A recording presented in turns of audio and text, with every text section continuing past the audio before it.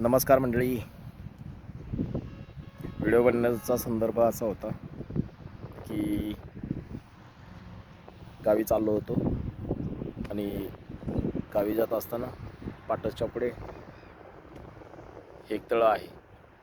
मग इथे थांबल्यानंतर व्हिडिओ बनवण्याचा मोह आवरला नाही. लहानपणापासून पुणे सोलापूर या रस्त्यावरती जातो, प्रवास करतो, पण नेहमीच असं वाटतं की इथं कधीतरी थांबावं आणि व्हिडिओ बनवावी.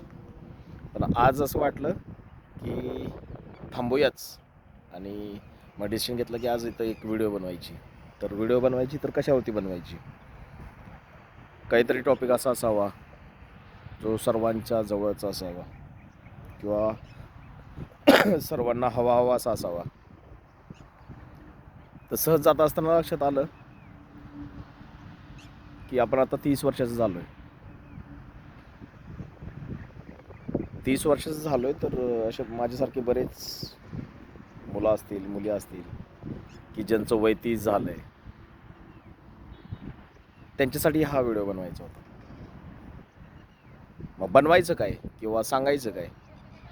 उद्देश हा होता की आपण कधीतरी एका कोपऱ्यात बसतो किंवा कधीतरी एकटा असतो आणि एकटा असल्यानंतर विचार करतो की आता आपलं वय 30 झालं आहे किंवा जसं आपल्याकडे म्हटलं जातं की निम्म वय झालं आहे.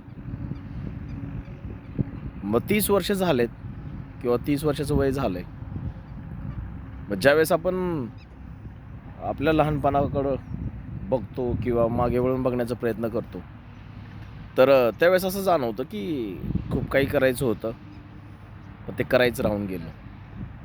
किंवा खूप काही अचीव करायचं होतं लाईफमध्ये, खूप काही कमवायचं होतं, खूप काही संधी आयुष्यामध्ये आल्या, तर त्या सगळ्या गेल्या. काही सुटल्या, काही वाया गेल्या, काही आपण घालवल्या. पण काही लोक म्हणजे अशा संध्या गेल्यानंतर काही लोक हार मानतात किंवा जगण्याचा विचार सोडतात किंवा पुढं जाण्याचा विचार सोडतात. मग अशा लोकांसाठी मला वाटलं की काहीतरी आपण बनवण्याचा प्रयत्न करूया. मग अशा लोकांनी मला जसं वाटतं, हां, मी पण माझ्या लाईफमध्ये एवढा स्टेबल नाही किंवा एवढा सेटल नाही, पण मला असं नेहमीच वाटतं की प्रत्येक एक संधी आपल्याला किंवा एक प्रत्येक चुकीची वेळ आपल्या काहीतरी चांगलं शिकवून जाते. मग अशी संधी आहे की त्यातून काहीतरी शिकायला मिळालं पाहिजे.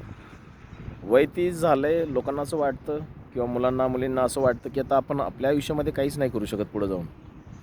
मला खरं तर असं वाटतं की ही एक नवीन सुरुवात असू शकते, एक नवीन चान्स असू शकतो की तुम्हाला तुमच्या पुढच्या आयुष्यामध्ये, उर्वरित आयुष्यामध्ये, राहिलेल्या आयुष्यामध्ये जगताना खूप काही तुम्ही अचीव करू शकता. सुरुवात न खचता केली, आताही वेळ गेलेली नसते. वाटतं आपल्याला वेळ वाया गेली. आपण असं का वाटतं माहिती आहे? म्हणजे हे कधी कधी गोष्ट मला पण खटकते किंवा कधी कधी अशी फिलिंग मला पण येते की असं का होतं. असं याच गोष्टींमुळं होतं. स्पर्धा, कंपॅरिझन, दुसऱ्यासोबत आपलं स्वतःचं कंपॅरिझन करणं, तुलना करणं. म्हणजे काही लोक कशी खचतात की लहानपणाचं प्रेम नाही मिळालं, एखादी गर्लफ्रेंड असते आयुष्यामध्ये ती सोडून गेली, किंवा असं असतं की सोबतचा मित्र, एक वर्गमित्र असतो, तो सोबत शिकलेला असतो, तो आपल्यापेक्षा पुढं जातो आयुष्यामध्ये, जास्त सक्सेसफुल त्या वयामध्ये होतो, त्यावेळेस तो थोडा त्रास जाणवतो. किंवा आपल्यापेक्षा जास्त आपल्या जवळच्या एखाद्या व्यक्तीने किंवा सोबत असलेल्या व्यक्तीने कमी वयामध्ये आपल्यापेक्षा जास्त अचिव्हमेंट केल्यानंतर किंवा तो आपल्या आयुष्यामध्ये पुढून निघून जातो आपल्या ओव्हरटेक करून, तर त्यावेळेस त्या गोष्टी जाणवतात आणि जाणवतात, त्रास होतो. लोकांची